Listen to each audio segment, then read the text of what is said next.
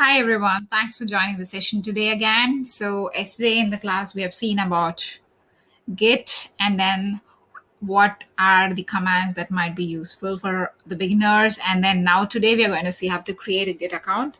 So in order to create a Git account, you need to sign up into this URL given below, and then once you sign up you get a screen like this. So you have to give your username, email ID, and your password, and then verify your account, and then that's it. Then you get you get your account created, and you get a mail to the register email ID, and you need to verify that, and you're ready to go. So you will be on your profile page or the dashboard. Now we can create new repositories for new projects and also use the existing repositories if already you have an account, and you can also create file directly in GitHub itself. So yeah, that's pretty much about it. So we are now going to create files directly. We are first going to see how to use command prompt to do all those stuffs. So this is pretty much about creation of GitHub account.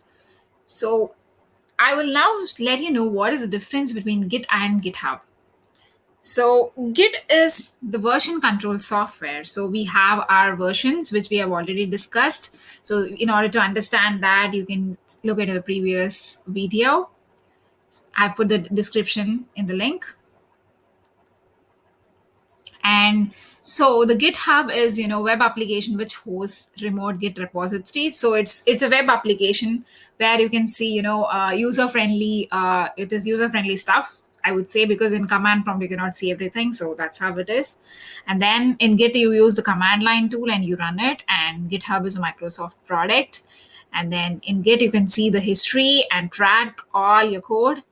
And GitHub is the integration with Git, and in GitHub you'll have different versions and branches, and can also be created. It is created for the code base.